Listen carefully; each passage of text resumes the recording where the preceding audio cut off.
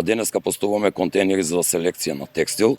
Истите ќе бидат поставени на 15 локации во Куманово и се одберени точки заради заштита на самите садови за одлагање во околу 7 градинки, колку што сум запознаен, а основните училишта и неодредени критични пунктови и точки како што се ТПП пожарна во насоба Гоце Делчев кај Кошеви и се разградуваат дополнително одредени локации и кај што тие садови ќе бидат заштитени, се со цел и намера да направиме известна селекција на отпад и од типот на текстил, ако се земе во предвид дека претходно имаме за електричен отпад и за пластика, а истиот момент со пластика го разгледуваме со општина Куманово како би го продлабочиле тој пристап на селекција на отпад, едноставно за да можеме да го селектираме тој отпад, да си заштитиме само животната средина.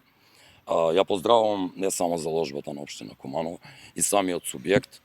Станува збор за високо квалитетни садови кои можете да ги видите од самите прилози, а апелот до населението е да го почитува.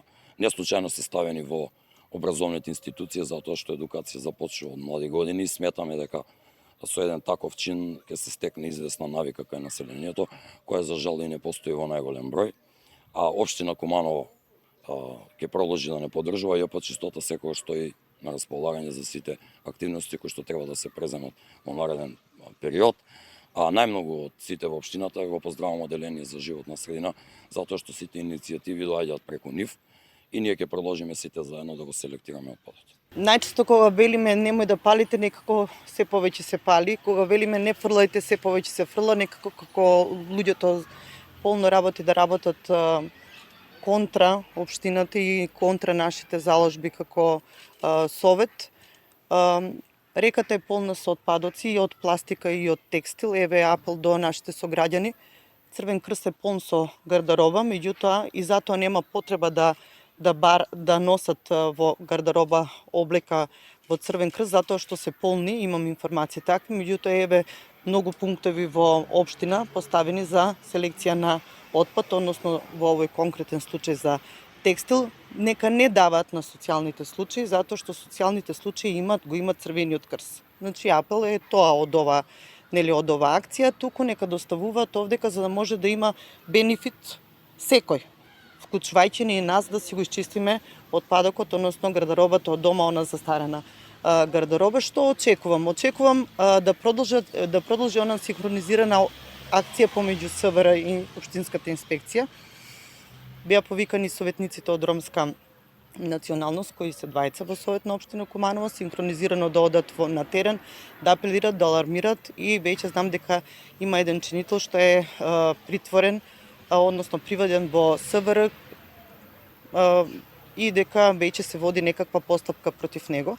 Меѓутоа, некако колку и повеќе да работиме на терен, се повеќе се разгорува, особено во овој летен период, ваков дим, ваков чад, ваква состојба кога се изгор температури, навистина не треба и апелирам до колективна свест.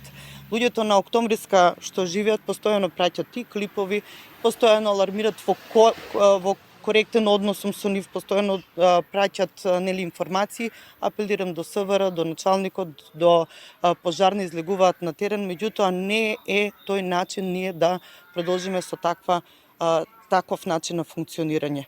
Значи, треба да се има свест, треба во овие страшни ситуации, кога па и голем број на населението што ни е одселено доаѓа на гости, да имаме ваква ситуација во Куманово, кога навистина се е над плюс 40, да имаме дополнителни огнови. Согласно со Законот за проширена одговорност и посебните текови на отпад, во 2013 година, 2023 година добивме лиценца меѓу прва уствари компанија. Законот е во сила од јануари 24 година. Тоа значи дека од 2024 година до сега Екотекст Груп има случајно 13 договори со општини кои се покажа како општествено одговорни, меѓу кои еве и општина Куманово. Ја поздравувам нината иницијативата и ниното барање за склучување на ваков договор. На нивно барање се поставуваат 15 контейнери, 10 ќе бидат на македонски јазик, а 10 ќе бидат со двојазичен јазик за да се информираат и граѓаните од другата етничка заедница. Законот за проширена одговорност и посебните текови на отпад предвидува третман на текстилот, исклучиво на текстилни производи. Тоа значи чаршави, завеси, килими, не само гардероба, све опфаќа овој закон. Целта е што помалку одлагање во депониите и да се преработува.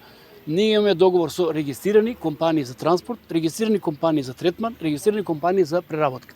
Исклучиво со лиценцирани компании кои овој текстил има следливост од градинката кај што сме до кај што ќе заврши. Тоа значи, материјалите кои ги собираме првично одат на примерна селекција, се двои еднобоен со повеќе боен, потоа оди полиестер, памук и ред да не набројувам, и потоа се рециклира по можност да се рециклира, значи 90% од современите материјали се рециклираат, остатокот тоа што е неквалитетен, мешан и има други примеси, тој се употребува како енергенс за затоплување. Колку собирате на годишно ниво со овие 13 општини? Ланската година, само за ваша информација, имаме 400 тони собран текстилен отпад. Значи, годишниот извештај ни е доставен, одобрен од страна на Министерството за животна средина. 400 тони се собрани, не е голема бројка, меѓутоа не е ни мала за почеток. Тоа не е само преку општините, ние имаме договор со сите компании кои имаат примарна производство на текстил, значи конфекции кои произведуваат, друштва кои тргуваат. Наши комитенти се меѓу другите, Вајкики, Зара, значи сите водечки компании во Македонија се наши клиенти и со нив имаме прекрасна соработка, така да на добар пат сме полека да фатиме ритм како и другите закони за постапување од отпад кои се веќе 15 години во сила. А на ниво на Балкан, која земја собира најмногу, оние што не се членки на Европска унија? Па не би можел да ви кажам, таков податок може да добиете во Министерството за животна средина и prostorno планирање. Знам дека ние сме лиценцирана компанија, согласно законот за проширена одговорност, имаше 3 компании кои се лиценцирани. Законот е јасен, општината не мора да склучи договор само со еден колективен, може и со повеќе. Директорот претходно да каже доколку се незадоволни, имаат право веднаш да го раскинат договорот и ние исто така задржуваме тоа право доколку и ние не сме задоволни од односот, така да многу сме либерални во однос на работата. Имаат ли граѓаните најдобар? Најдобар репер во оваа работа ни се дечињата. Верувајте, дечињата се правиот извор на да се реализира оваа работа, затоа што имаме поставено, како што ви реков, 13 општина е Куманово, 12 општини од кои 10 се веќе во градинки и школи. Дечињата одејќи дома кажуваат: "Мамо, тато, немојте веќе кесите со алишта да ги ставате заедно со комуналниот смет", и така да ефектот е добар.